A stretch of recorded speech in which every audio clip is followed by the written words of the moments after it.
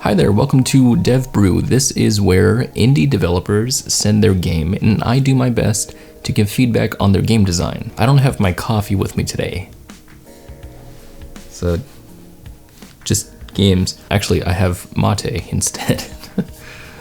Games over mate now. Hold up. Before we go any further, this is Devon from the future coming here to give you a message. I was going to originally do this whole video in two different parts. I was going to have the first part on the main channel, second part on this channel, and it was going to be really cool. But as I started doing it, it didn't really work out that way.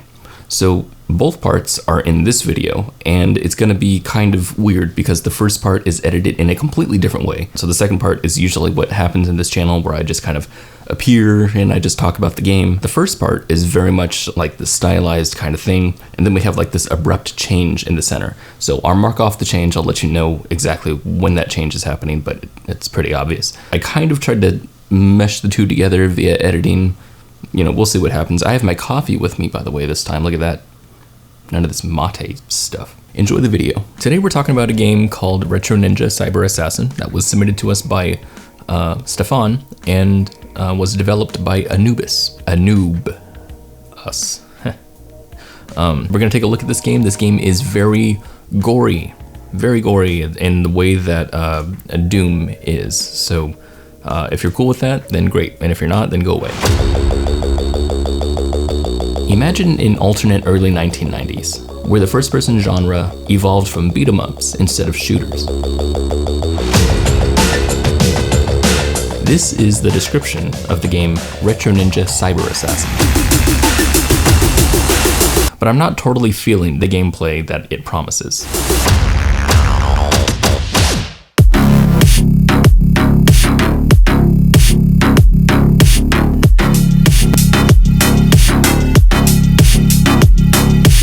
By the way, if you like this kind of stuff, consider supporting the channel on Patreon. Obviously, interacting with real life is different from interacting with video games. When I pick up something like a playing card, for example, I can feel the texture of it. I can feel the weight of it.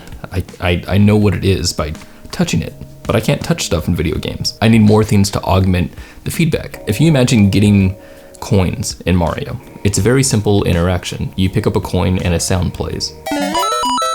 But now imagine the same thing happens with no sound. That's a lot less juicy. Now imagine if the same thing happened, but with a power-up. It wouldn't feel like you got anything. A lot of the attacks that I had in Retroninjacyberassasin felt like I was waving paper at people. Like I had a playing card and I'm going. It doesn't feel like I'm really doing anything. Some of the attacks in here are awesome. Like some of the ideas for this are just so ridiculous. Like the punches, what is it, the cyber punch? Cyber fist? It's insane. Or the kicks are insane. The idea that your foot just comes out and you can kick like that many times in a row while you're walking it's hilarious. But it doesn't feel like I'm doing much to the enemies, even though there is stuff happening to them. I don't really feel like I've done anything.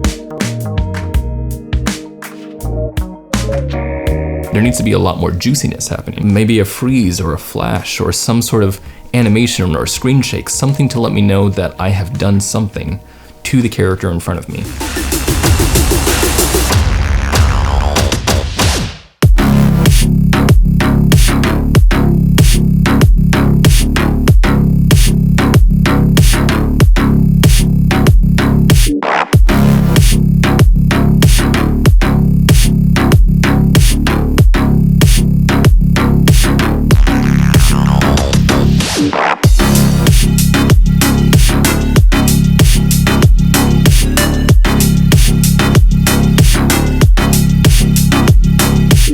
A really good example of juiciness is the chainsaw in Doom. The chainsaw worked really well because of so many things that they were doing with the feedback. The chainsaw would go down and you had to hold the button in order to cause damage.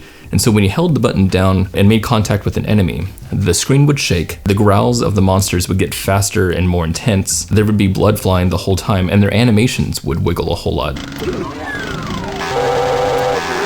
And so with all these things happening at once, you got some strong feedback about you were definitely doing something to the monster.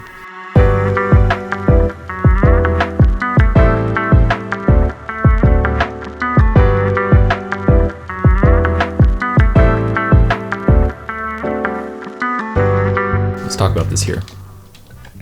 This is Retroninjacyberassasin, and that is me. You're gonna have to forgive the kind of footage here. I ended up streaming this. If you want to see streams in the future, you can go to that link in the description. Basically this exact setup. So I ended up recording that stream. I'm gonna have some weird black bar stuff. Forgive me for that. I first saw it when it was submitted to me, and I checked it out and I was like, oh wow, that's awesome. I love this kind of stuff. One game that I just played not too long ago was Katana Zero. Katana Zero had this this vibe of retro 80s, but also super like over the top. I really recommend it, by the way. Really great action game. It had this essence about it, and that's what I like about these kinds of games, is that they're so over the top and they're so in their own head and in their own universe. That's really the thing that sucks me in to any kind of art form, is just when the art is just no holds barred. I'm gonna do whatever the heck I want. I love that kind of stuff because it's so interesting to me to see just a completely new world or a completely different universe. Because I like that kind of stuff so much, I'm so attached to things like Doom. So anyway, so looking at this game, it really reminded me of Doom, and I looked at the trailer, or not the trailer, I don't know what it was. I saw some sort of gameplay clip. It looked so interesting. It was like so weird and so cool, and so over the top and ridiculous. I just had to latch onto it, and I was just like, I'm so excited to do that episode. So I started playing the game and I was like, I don't really like this. It's weird going into things that I really truly love, and then as I'm getting into it, start to figure out, well, this isn't exactly hitting all the things that I thought it would hit. With that in mind, let's check out the very first part, which is the tutorial sort of thing. I didn't really record my first gameplay, so what happens first is that you talk to this guy, and he ends up being your mentor, if I can get to a frame that I wasn't screwing around. He's your mentor and guide and everything, and so when you talk to him, then there's some options that come up that talk about different things, about what to expect as you go along your training grounds. So this is the training level, which is basically just a few hallways in this building. And right here is the first thing, which is range 1. It says right there, target practice. And the targets are just literal humans on sticks, which is so funny to me. What's really weird though is the height of everything. When you get really close to these guys, you can see they're really tall. It's kind of weird that they're so, like, I feel like I'm really short, like I'm a kid. I really feel like I'm really low to the ground, so I feel like I'm punching up at everybody. I really like the physics in here. As you can see, that things are just kind of knocked everywhere. Physics are just awesome, and if you saw that, you can also get limbs. Also, their limbs come off, which I think is just a, like, it's not per attack. It's just, you know, to show that you did some damage. It just so happens that it looks like I kicked his arm off, but you can hurt them and their limbs will fly off, and then they'll turn into like half bad guys. Look at that dude. He's running around like crazy. I want to make mention, by the way, about this whole big UI thing at the bottom here. So this is kind of like the Doom thing, where they had, you know, the guy in the middle and everything that shows all your stats, except for this part. Those two parts were parts that I added. Everything else, all the yellow and all the glitches right here, that's all part of the game. I never knew how much health I had or what items I had or any of the information that's on the display. I never had any of that. And I'm sure it's because the game is, you know, still kind of early, so I'm not expecting this to be perfect, but I just wanted to make mention that it was indeed broken. This part is called break shit. This is where you can just go loose with your mechanics and just kind of break everything that you want. And it's kind of interesting. I expected it to be more interesting. The reason why it wasn't so much was because the attacks, it never feels like I understand where I'm attacking. And this doesn't come off in the video, and that was kind of the whole thing that I said in the very beginning of the first video. You know, it looks like it works, but when you play it, it doesn't really feel like it does. So right now I'm just experimenting with throwing these ninja stars, which look like paper. I wonder if they even are paper. You have two kinds of attacks in this game, the primary attack and then the alternate attack. So the primary attack for like the ninja star is throwing 1, and then the alternate is throwing 3. And the 3 one seems to have like a much wider range. And then there's this attack, which I don't even know. I don't even know. I don't know what to do with that attack. It's not long range. I don't know what it is. Okay, so this is at the end of the hallway. We have These animations are hilarious to me. So this part is another range. This is for blocking. It teaches you blocking, but the thing is you don't really understand how to block until you talk to that stick figure guy right here, this guy. And he's the one who teaches you how to block, and you have to block with a sword, and he gives you a sword. The kind of thing about the level design here is that this is, you know, the third hallway that you've gotten to. I don't know if that's a word. The third hallway that you came to, and it seems like you should just go right in and just start experimenting like you did with the past 2 hallways. But no, if you do that, then you start getting wrecked because all of these ninja stars are flying at you. Now I do like what they did with the ninja stars, that, you know, they move really, really slow.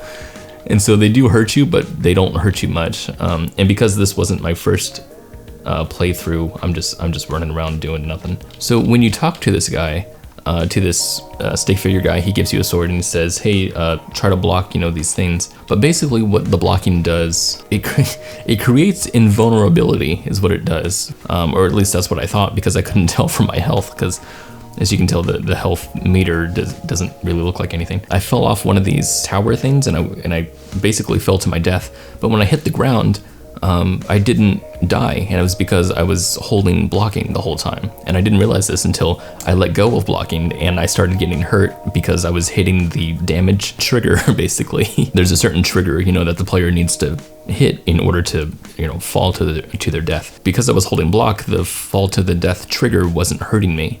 And so I thought that was pretty weird. But because of that, the blocking mechanic kind of breaks the game, because I'll go through hordes of enemies just holding blocking the entire time, and I'm just invulnerable. I'd never die. And so I'll just hold block and then attack whenever I want to, and I'm basically all powerful. And so I don't know, so that was something that I figured, you know, should be addressed. Okay. This is something I really want to talk about. This is part of the gameplay. This is a part I was stuck on for quite some time. As you can see, this is a platforming challenge. And yeah, I died that quickly because, wow, it is so hard to play platformers in a Doom game. It's very, very difficult. In this Doom game, because it's made with an engine like this engine is a GZ Doom, and GZ Doom is like a more modern take on Doom, basically. You can look up and down and you can jump. And so what this person did, and the developer, they created, you know, platforming challenges where you had to jump from you know, platform to platform. But as you can see, the platforms are very tiny. And I still move incredibly fast. And so right now I don't know if I'm playing with the keyboard or not, but when I played with the keyboard, I could not do the challenge. It was just impossible for me. It's just absolutely no way I could do it. But when I started playing with the controller, funny enough, the controller has analog controls on the joystick. So I could actually go forward and this gameplay. When I was playing with the controller, I could actually go forward and kind of control my speed somewhat, at least somewhat. Like the analog is not that great, but I was able to somewhat control it. What ended up happening was I had to flick the sticks. I had just enough movement speed to where flicking the stick let me go forward just enough to get to the next platform.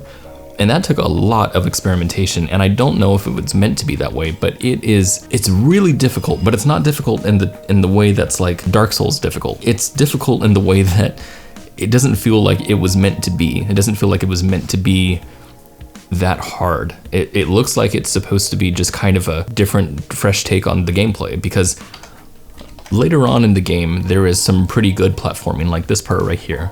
This part has good level design for platforming, although it's kind of weird because the end of the level doesn't really make a whole lot of sense. Into that UI, what is going on? Oh wow, there's a part of a level in there. Anyway, so the platforms here are designed pretty well to basically land on them, and I had pretty slow descent for some reason. It felt like gravity in this room was not that bad. Like it just didn't pull me down as fast. And so because I had lower gravity, much wider platforms, I was able to platform, and I thought that was great.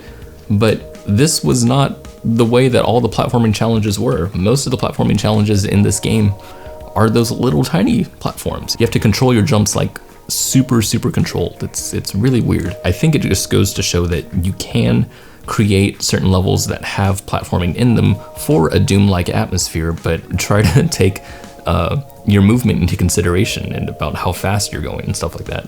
One thing that annoyed me a lot for some reason, the security guards in here look like kids, basically. I mean, they look like a high school student, basically, with like cargo shorts on, as what it looks like to me. They're pixelated, so I don't really know, but it looks as if someone's little brother was standing and took pictures like that game for DS. You know, it looked like that kind of game, basically, right here. And it was funny to me at first until I started just going through hordes of them and massacring all these dudes, to where it started feeling weird. Like, I'm like, I don't like doing this anymore. I don't like massacring people who look like basically like a little brother, you know, or something. It just felt really strange to me. It felt kind of mean-spirited almost. There are a lot of instances in this game where we're just in like pure blackness like this, where it does the Doom thing where there's like, you know, flashing lights. But man, it's not fun with these kinds of level designs. That part was actually really sick right there. I thought that was really cool, but that was not intended, I don't think. This part. So those stick figure guys right here are ninjas, and they're really difficult when you're not blocking. They're difficult because they move so fast, so that was like pretty cool because it was kind of scary. This became so frustrating right here, this specifically because this level design, as you can see right here in the map, it's, you know, very square for one, but also there's all these little pillars everywhere. And what sucks about that is that because you have this grid-like atmosphere, there's no identifying features for the player to understand where it is that they are.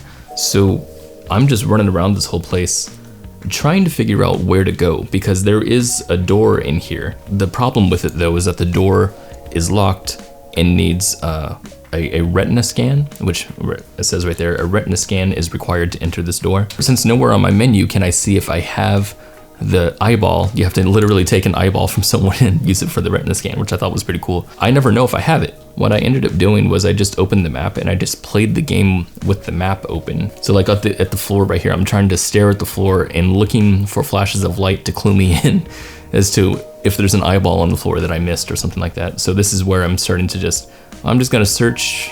I'm just gonna go everywhere right here and see if I can find the eyeball, because it never tells me if I actually picked it up or not. And if it does, then I certainly didn't see when it does. Turns out what I needed to do was go back to the bottom floor, and I just basically walked everywhere. I just went into every cubby and went to every part that looked like I had a ninja in it that was killed, and like this little portion right here looks like what the eyeball is supposed to look like. And so I was thinking, oh, maybe I'll just walk over that, but I already did, and I don't know if I got the eyeball. I don't know if that was one. It was very hard to tell. And so what I did was I just walked around everywhere until I felt like, well, I must have picked it up by now, and then went up to the door, and sure enough, I had it. There's a lot of times, unfortunately, in this game where I felt aimless. And right here in this level was the first time that I started feeling not aimless. And the reason why is because there's a new type of enemy in here, these guys right here, and they don't die when you swing your sword at them. What you need to do is press these buttons that say kill power. And you know what was funny was that I didn't even know that was a button until I had read someone saying it on one of their reviews of this game. And so when I saw that, I remembered that comment, and I was like, oh, that's a button, I need to press it. Because it doesn't really look like a button, it just looks like a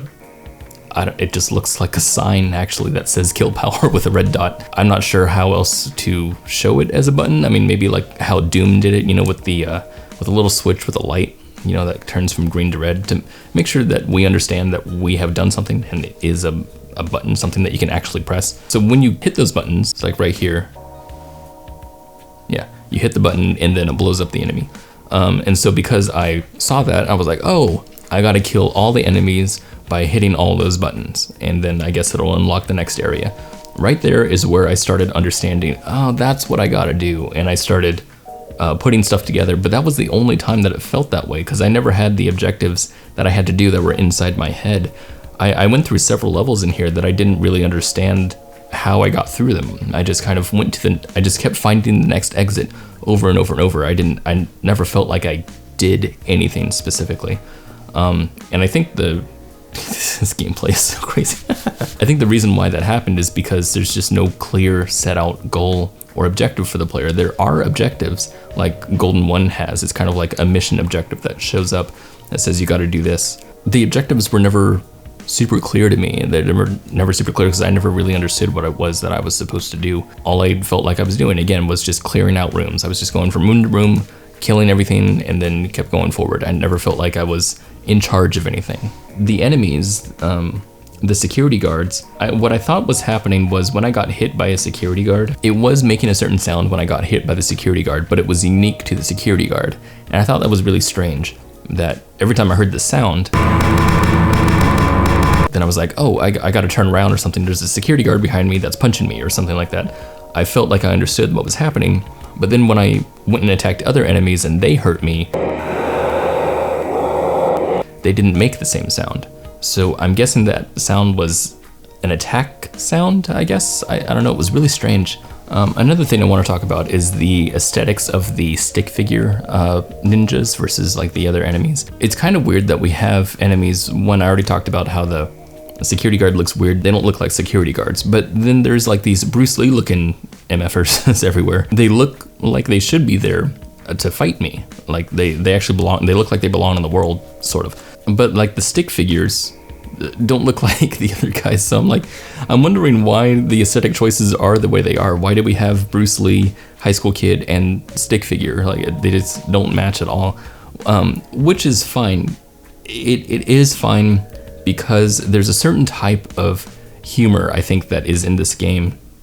I don't know if it's intentional or unintentional, but I saw one of the qualifiers of the genres, one of the genre tags in the Steam game was called stoner comedy. And I didn't even know that was a thing, but it makes sense when I think about this game in its entirety.